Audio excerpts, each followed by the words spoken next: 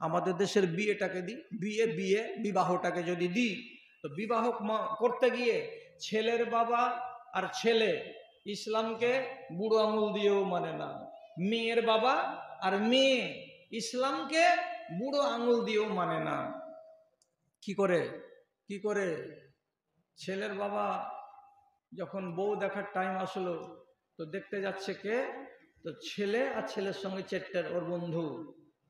আমি বলছি আল্লাহর কসম, সাহাবীদের জীবনী থেকে আমি প্রমাণ করে দেব আপনাকে যে কোন সাহাবী কোনোদিন নিজের স্ত্রীকে যাকে বিয়ে করবে বলে দেখতে গেছে সাথে অন্য কোনো লোককে, এমনকি তার বাপকে পর্যন্ত নিয়ে যায়নি। কেন যায়নি?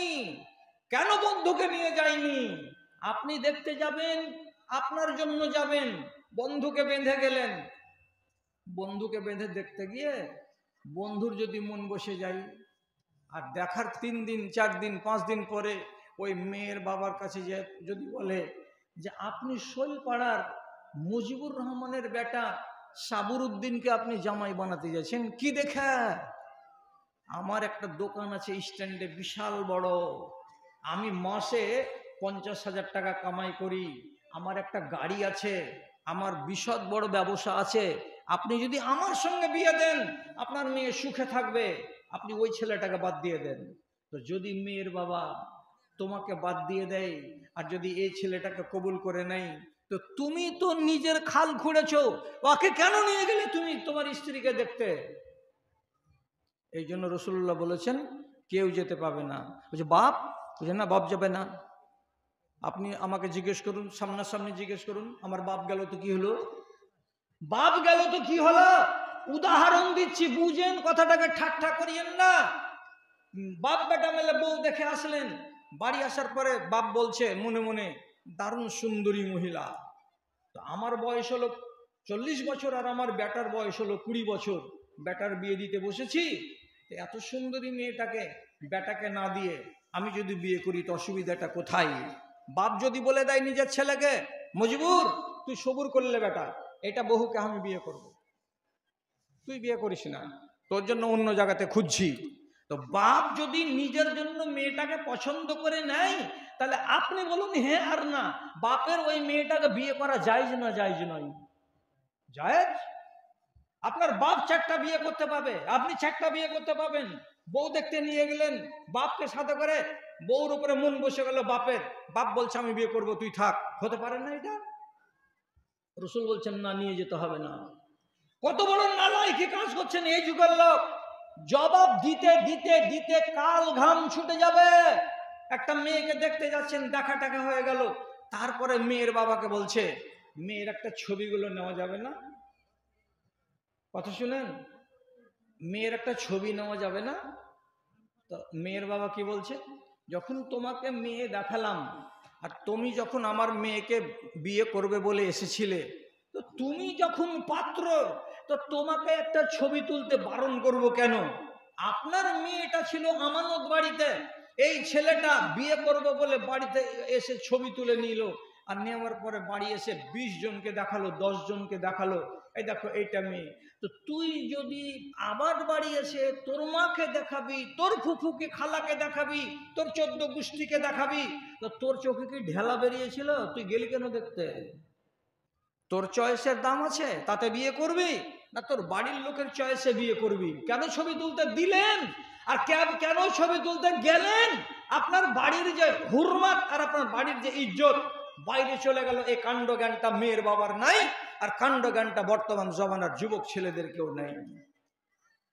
হারামি কাজ কত করবেন, আল্লাহর শরীয়তকে মানে না, দেখতে গিয়ে ভুল করলো, তারপরে 100টা বরযাত্রী নিয়ে যেদিন বিয়ে লেগে গেল, তখন চললো 25টা যুবতী মেয়েকে নিয়ে আর 75টা বেটা ছেলেকে নিয়ে টং টং টং টং করে 12খান বোলেরো গাড়ি সাজিয়ে, একটা বোলেরোকে ফুলের বাগানের মতো করে সাজিয়ে চললো বিয়ে করতে। আল্লাহর কসম, নবীজি বলছেন ইন্না আযমান নিকাহে বারকাতান আইসারহু মুনাতান, যেই বিবাহতে যত কম খরচ হবে তাতে তত বেশি বরকত হবে। আপনি আপনার ছেলের বিয়েতে যত কম খরচ করবেন ততটা তার সংসারে বরকত হবে। কেমন করে বরকত হবে? ওই যে মৌলভী সাহেব বুঝতে আমরা পারলাম না, পারলেন না, আমি বুঝিয়ে দিচ্ছি আপনাকে। একটা ছেলের বিয়ে দিবেন তো সারাটা গলিতে এত লম্বা চওড়া করে ডেকোরেশন কেন করেছেন? এতগুলো চেয়ারের ব্যবস্থা কেন করেছেন? রাতের বেলায় আপনার বেটা ডিজে পার্টিকে বসিয়ে দিয়ে সারা রাত ধুমধাম ধুমধাম ধুমধাম কেন করেছে? এখানে খরচ হয়েছে ডিজেকে আনাতে, তার লেগে গেছে তাকে 2000 টাকা, ক্যামেরাম্যানকে নিয়ে আসতে তাকে লেগে গেছে 3000 টাকা, 12খানা বোলেরো গাড়ি ভাড়া করতে লেগে গেছে সেখানে 50,000 টাকা। একটা গাড়ি, যে গাড়িটাতে বউ আসবে সে গাড়িটাকে ফুল দিয়ে সাজাবার জন্য তাতে লেগেছে অতিরিক্ত 4000 টাকা। এইরকম করে যখন হিসাব করে দেখলাম, তাহলে আপনার ছেলে বিয়ের পারপাসে অতিরিক্ত 80 থেকে 90,000 টাকা খরচ করে বসেছে। তারপরের দিন আপনার বাড়িতে যখন বউ ভাত হলো, তখন আপনি গোটা গ্রামের লোককে দাওয়াত দিলেন, আর দেওয়ার পরে খাওয়ালেন, আর খাওয়াবার পরে মোহরিলকে বসিয়ে বসিয়ে আপনি টাকা গুনে গুনে মানুষের কাছ থেকে নিলেন। আপনি যে দাওয়াত খাওয়ালেন, তো রাসূলুল্লাহ বলছেন ওয়ালিমার দাওয়াত খাওয়াও, তাহলে যারা যারা দাওয়াত খাবে তোমার বেটাকে আর তোমার বউকে নেক দুয়া দান করবে। আপনি যে দাওয়াত খাওয়ালেন মানুষগুলোকে, তো দাওয়াত খাওয়াবার পরে কিসের জন্য টেবিল পেড়ে মোহরিল বসিয়ে 500 করে টাকা গুনলেন? কিসের জন্য আপনি থালা আর কাপের সেট 500, 1000, 700 টাকা দামের আপনি নিতে গেলেন? একটা মানুষ যদি টাকা না দেয়, খালি হাতে যদি চলে যায়, তাহলে সারাটা টোলার লোক তাকে থুতু দেবে, তাকে ধিক্কার দিয়ে বলবে শালা ছেঁচড়া আছে, বিনা পয়সায় ভাত খেয়ে চলে এসেছে। এটা সুন্নাত। শ্বশুরের বাড়ি যেদিন খেলো 100 জনকে নিয়ে, সেদিন শ্বশুরের বাড়িতে টাকা গুনিনি কেউ। ওটা তোর কাঠ বাপ, আর এটা তোর নিজের বাপ।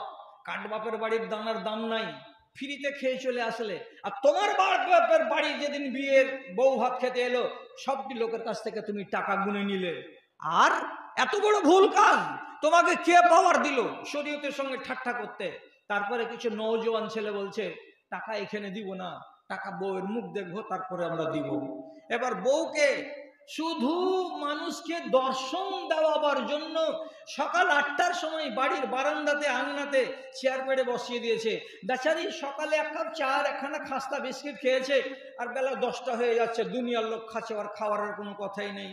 মজলুম হয়ে বসে আছে, গলাখানা উদম করে, 1.5 ভরির হার আছে, যতদূর পর্যন্ত লকেট ঝুলছে অতদূর পর্যন্ত ওর কাপড় ধরি কিছু নাই।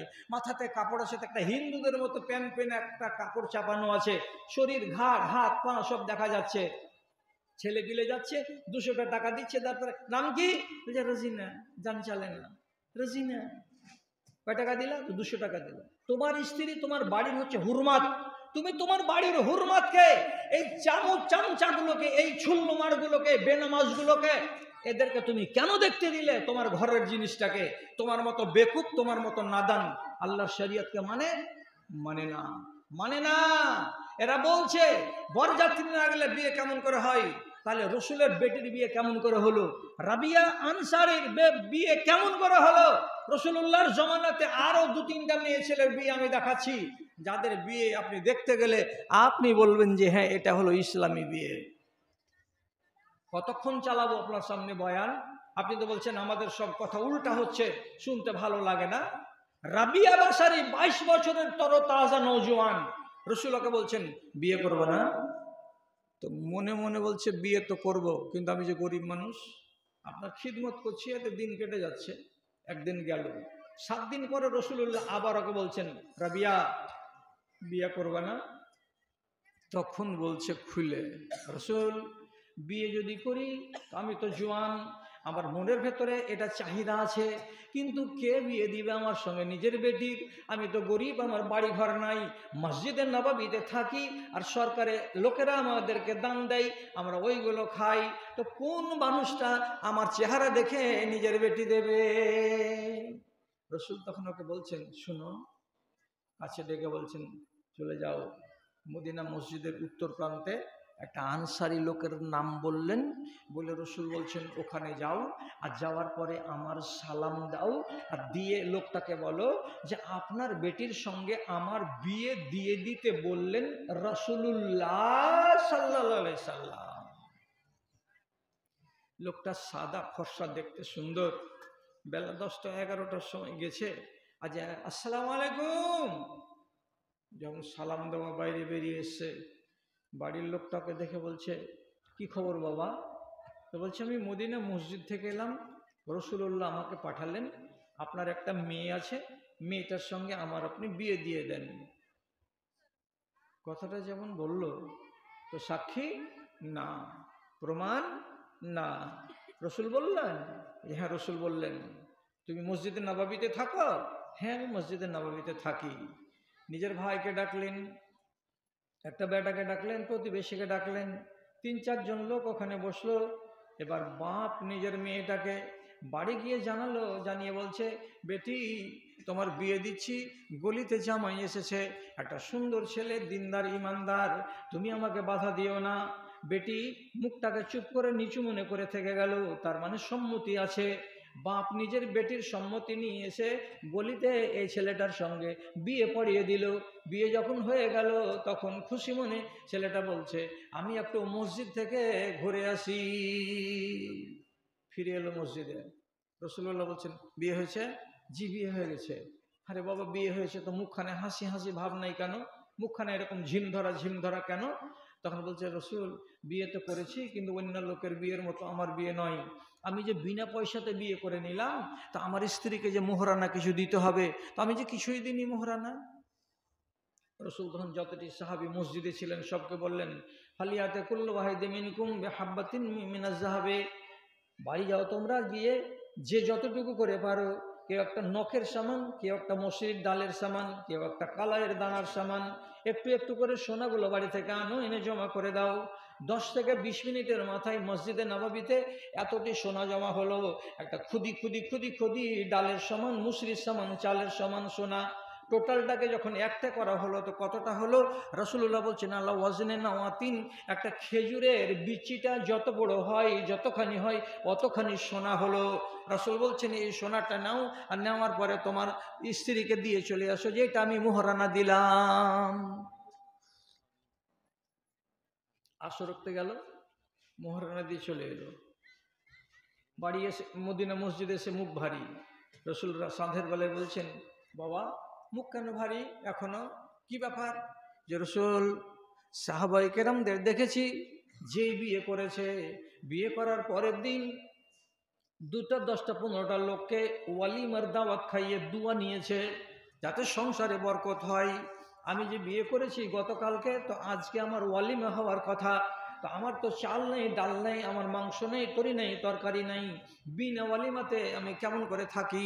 রাসূলুল্লাহর সাথে সাথে একটা লোককে বলছেন যা তোরে বাবা আমার বাড়ি যাও, আর আমার স্ত্রী আয়েশাকে বলো বাড়িতে যা কিছু দানা পানি আছে যেন সে দিয়ে পাঠায়।